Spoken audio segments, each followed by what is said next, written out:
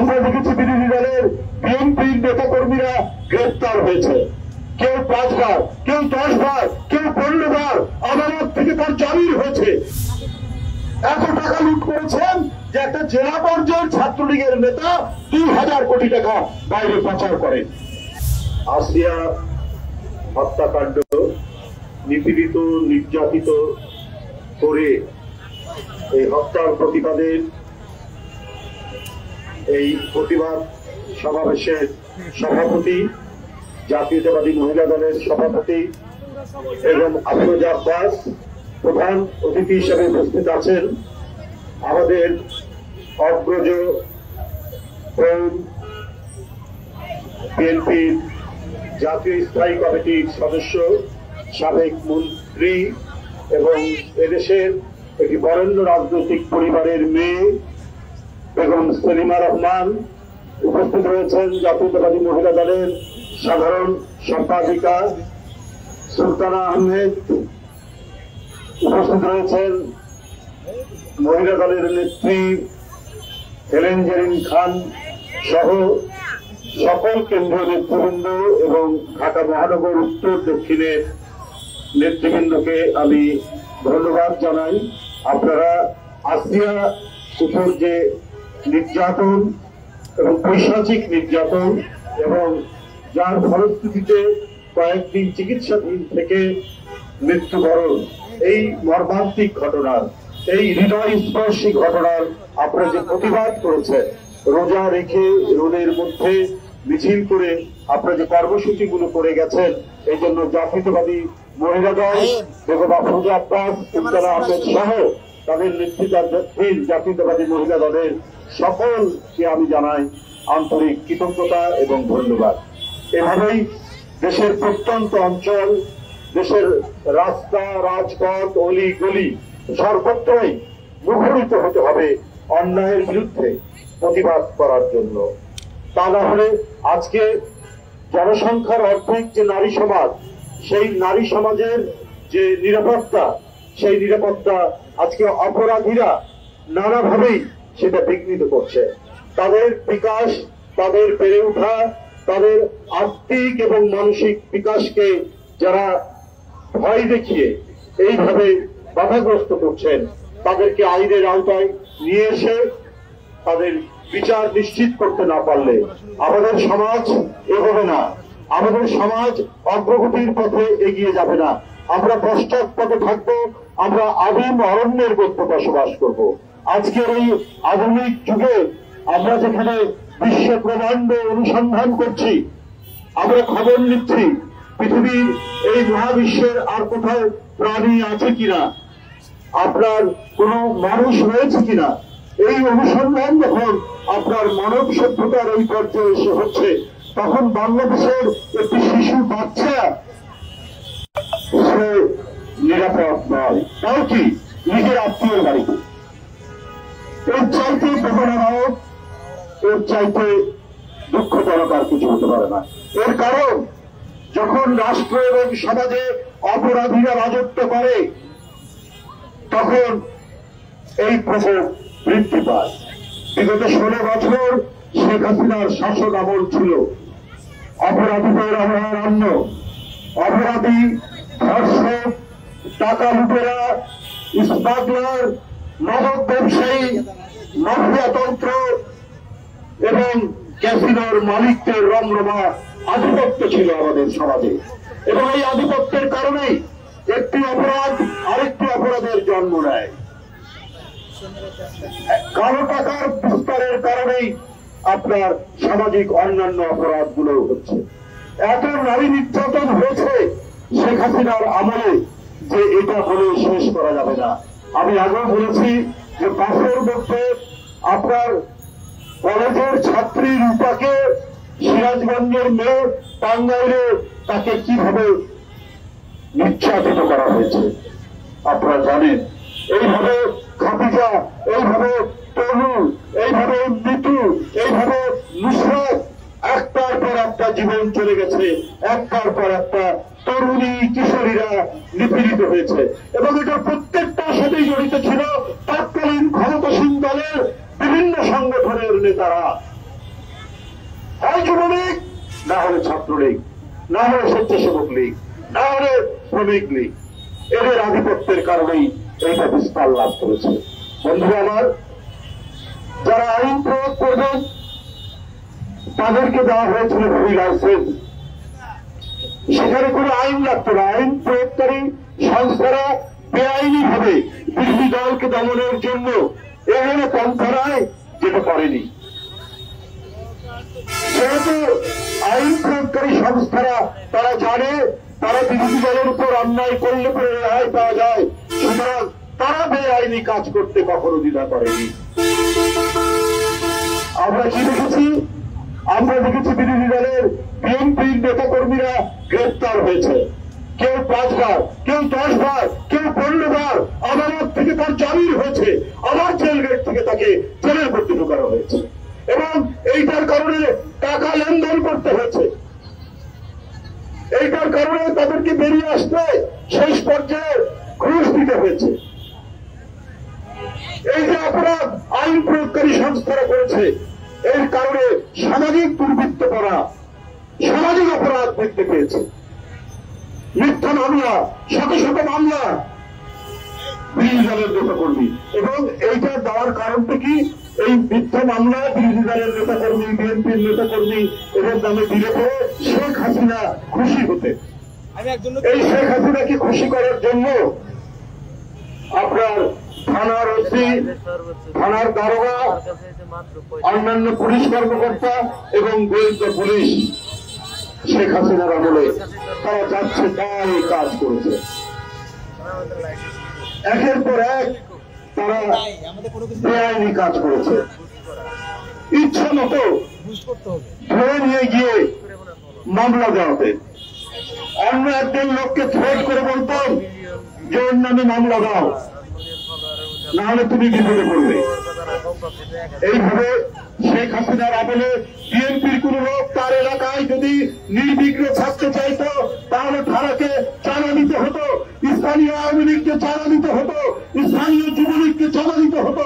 এমন এক রাজত্ব কায়েম করেছিল যেখানে আওয়ামী লীগ ছাড়া আর কারোই নিরাপত্তা ছিল না, আওয়ামী লীগ ছাড়া কেউ শান্তিতে বসবাস করতে পারত না। এই প্রার্থনা বলেই আজকে সামাজিক অপরাধীরা তাদের দৌরাত্ম্য পেরেছিল। আপনার শামীম ওসমান নারায়ণগঞ্জের গডফাদার, একের পর এক হত্যার অভিযোগ তার বিরুদ্ধে, ছোট্ট কিশোর ফুটফুটে টকিকে হত্যার অভিযোগ তার বিরুদ্ধে। শেখ হাসিনা পার্লামেন্টে তার পক্ষে বলেছেন সে তার পরিবারের লোক। তাহলে শামীম ওসমানের সাথে যে সমস্ত গুন্ডা পান্ডা সন্ত্রাসীরা রয়েছে তারা আরো আস্কারা পেয়েছেন, তারা আরো হত্যাকাণ্ড করেছেন, তারা আরো লুট করেছেন, তারা আরো চাঁদা দাবি করেছেন। বন্ধুরা আমার, আপনারা জানেন কক্সবাজারের বদিন নামে মাদক ব্যবসার এমনই অভিযোগ, এটা সর্বজন স্বীকৃত। আওয়ামী লীগের অনেক লোক নীরবে নিবৃত্ত বলতো যে এই মাদক ব্যবসায়ী কেন, আমাদের সাথে তাদের একটু একটু পরিচয় ছিল। যেখানে দেখা হয়েছে হাটে ঘাটে বন্দরে, যেখানে দেখা হচ্ছে যে ভাই আমরাও বলতে পারি না মোদীকে কেন এমপি করতে হবে। শুধু এমপি নয়, জনগণের সমালোচনার মুখে তাকে যখন বাদ দেওয়া হলো তারপরে তার স্ত্রীকে এমপি বানানো হলো। মানব ব্যবসায়ীর স্ত্রী আওয়ামী লীগের এমপি, পাপুর মানব পাচারকারী তার স্ত্রী এমপি, পাপুর এমপি। এই সমস্ত সামাজিক অপরাধীরা শেখ হাসিনা এদেরকে প্রশ্রয় দিয়েছে, এদেরকে আশ্রয় দিয়েছে, এবং এই কারণেই আপনার সমাজের মধ্যে ধর্ষণ বেড়েছে। মেয়েরা নিরাপত্তাহীন ছিল। যে বাড়ির লোক, ভদ্রলোক চাকরি করেন অথবা ছোটখাটো ব্যবসা করেন, তার ক্ষমতা কম, তার যদি সুন্দরী মেয়ে থাকতো সেই মেয়ের নিরাপত্তা ছিল সবচাইতে কঠিন। যদি কোনো যুবলীগ ছাত্রলীগের পছন্দ হতো আর রেহাই নেই। এটা বাস্তব অবস্থা, এটা স্বীকার করা যাবে না। এত টাকা লুট করেছেন যে একটা জেলা পর্যায়ের ছাত্রলীগের নেতা 2000 কোটি টাকা বাইরে পাচার করেন। তাহলে এই যে টাকা পাচার তো হলো এক একটা ক্রাইম, একটা অপরাধ। এই অপরাধ যখন প্রশ্রয় পায় বিভিন্ন ক্ষেত্রে, তাহলে আরেকজন আওয়ামী লীগের ধর্ষণকারী সেও রেহাই পেয়েছে। ওই রূপাকে যারা ধর্ষণ করেছে, ওই আপনার অন্যান্য যে ঘটনাগুলো, যে মেয়েদের কথা বললাম, তাদের উপর যারা অত্যাচার করেছে, কই সেই সমস্ত অপরাধীদের যে খুব দৃষ্টান্তমূলক শাস্তি হয়েছে সেইটা তো আমরা দেখিনি। বন্ধুরা আমার, এই টাকা কিন্তু এখনো সমাজের বিভিন্ন জায়গায় আছে। তার প্রমাণ কি জানেন? একজন সন্ত্রাসীর নাম সাজ্জাদ, সে ঢাকা থেকে চট্টগ্রাম পর্যন্ত সে সন্ত্রাসী কর্মকাণ্ড করে। তাকে গ্রেপ্তার করেছে পুলিশ বর্তমান সময়ে। এই আমলে তার স্ত্রী বলছে, আরে ওকে কয়েকদিন ধরে রাখবে, কারি কারি টাকা দিয়ে ওর জামিন হবে, ও কয়েকদিন পুলিশ তাকে রিমান্ডে নেবে। দেখুন টাকার কি গরম, টাকার কি আধিপত্য, টাকার কি মাহাত্ম, যে টাকা দিয়ে আইন কিনে নেবে, টাকা দিয়ে আদালত কিনে নেবে, টাকা দিয়ে পুলিশ কিনে নিবে। এক সন্ত্রাসীর স্ত্রী বলেছে, আজকেই আমি খবরের কাগজে পড়ছিলাম। এইটা কি? এইটা শেখ হাসিনার ফ্যাসিবাদী শাসনের এইটা একটা রেশ। ডক্টর ইউনূস সাহেবকে এটা তো প্রতিকার করতে হবে। এরা এখনো ধরা পড়ে না কেন? পারেনি কেন? আরো তো এরকম প্রচুর টাকাওয়ালারা বিভিন্ন জায়গায় তারা অবস্থান করছে এবং এরাই সমাজকে নানাভাবে কলঙ্কিত করবেন, সমাজকে নানাভাবে বিকৃত করবেন এবং এরা তা করছেন যাতে আপনার সরকারের বিরুদ্ধে সমালোচনা করা যায়, গণতান্ত্রিক আন্দোলনে যারা ছিল তাদের বিরুদ্ধে কলঙ্ক লেপন করা যায়। ভারত থেকে এই ধরনের ষড়যন্ত্র, এখান থেকে যারা পালিয়ে গেছেন তারা কিন্তু এই কাজগুলো করবে। একজন ভদ্র মহিলা এখানে একটা চমৎকার বক্তব্য রাখছিলেন সংস্কৃতির উপর। আমাদের টেলিভিশনে যে নাটকগুলো দেখানো হয়, আমরা বিশেষ করে ভারতের যে নাটক আমরা এখানে দেখি বিভিন্ন চ্যানেলে, আমাদের ঠিকই বলেছে, আমাদের চ্যানেল অ্যালাউ করে না ভারতে।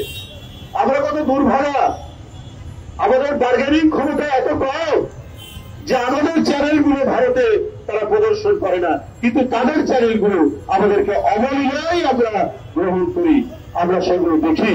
আমাদের এত শান্ত সুস্থিত এবং আমাদের সমাজ এত চমৎকার সমাজ, এখানে বাবা মা ভাই বোন আত্মীয় স্বজন নিয়ে আমাদের যে শান্তিময় এবং সৎ যে সমাজ, সেই সমাজকে বিকৃত করার জন্য আজকে যে সাংস্কৃতিক আগ্রাসন, যে কথা নিয়ে ভদ্রমহিলা বলছিলেন, একটা অত্যন্ত সত্য কথা, সেটা ক্রমাগত ভাবে শেখ হাসিনা এটাকে আশকারা দিয়েছে। এইটা চলেছে কি, বাড়ির চাকরানির সাথে বাড়ির ছেলের সম্পর্ক, গাড়ির ড্রাইভারের সাথে বাড়িতে বাপের বোন ফুপুর রিলেশন। এই হচ্ছে ভারতীয় নাটকের কালচার। আপনি দেখবেন প্রায় জায়গায়, প্রায় অবস্থায়।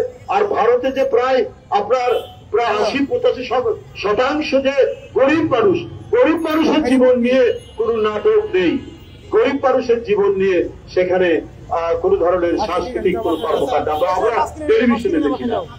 একেবারে একটা বিকৃত চার, যেটা ভারতের যে আদি কালচার সেটার সাথেও মেলে না।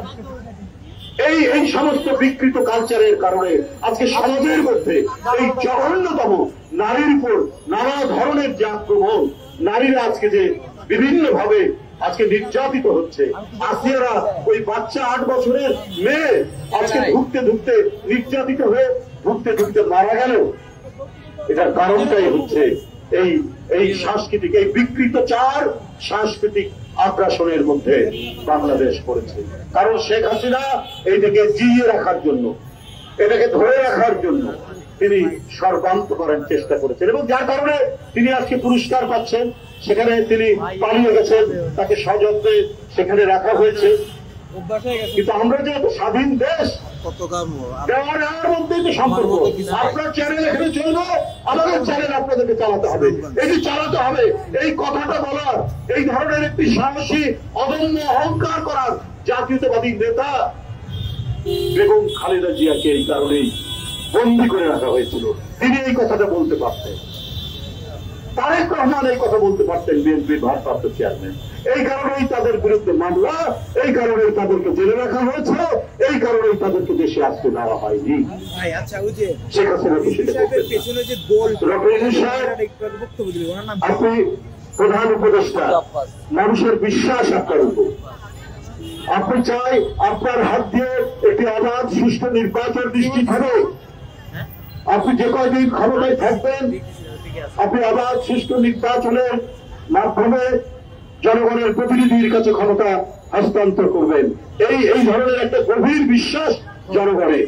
কিন্তু যদি গড়িমসি হয় তাহলে তো এটা ভিন্ন মাত্রা নেবে। আপনার এক উপদেষ্টা ছাত্রদেরকে বলছে, মানে যেভাবে তোমরা চালাচ্ছ আমাদেরকে, এইভাবে 5 বছর চললে পরে দেশ আরো সুন্দর হবে। তারপরে নির্বাচনের দরকার নেই। গণতন্ত্রের যে আরো যে নিশ্চয়তাগুলো আছে, আপনার আইনের শাসন, ন্যায় বিচার, আদালতের ন্যায় বিচার এবং সংবাদপত্রের স্বাধীনতা, এগুলো তো গণতন্ত্রের উপাদান। এই গণতন্ত্রের উপাদানগুলো কি ধ্বংস হয়ে যাবে? আমি সেই উপদেষ্টার কাছে বলতে চাই, তো এটার জন্যই তো লড়াই। জুলাই আগস্টের যে আন্দোলন, চূড়ান্ত আন্দোলন, এটা তো 15 বছরের যে গণতন্ত্রকামী রাজনৈতিক দল বিএনপির নেতৃত্বে যে আন্দোলন করেছে, তার তো চূড়ান্ত বহিঃপ্রকাশ। এটাকে আপনারা বিভাজন করছেন কেন? এই 15 বছরের মধ্যে ইলিয়াস নেই, সুমন নেই, চৌধুরী আলম নেই, অদৃশ্য করা হয়েছে। এদেরকে কেন করা হয়েছে? কারণ এরা সোচ্চার ছিল অবাধ সুষ্ঠু নির্বাচন এবং ফাঁসিবাদ থেকে বাংলাদেশের মুক্তিকর ঘটানো। এই কারণে জীবন দিয়েছে। সেই জীবনের একটা চূড়ান্ত বহিঃপ্রকাশ দেখলাম।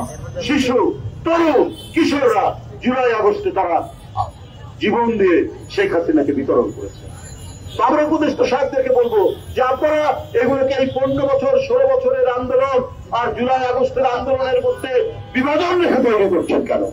এটা তো সব রক্তস্রোত একই সমুদ্রের মোহনায় গিয়ে মিলিত হয়েছে এবং তার এই মোহনার এই মিলিত স্রোতেই শেখ হাসিনা আজকে পালিয়ে গেছে।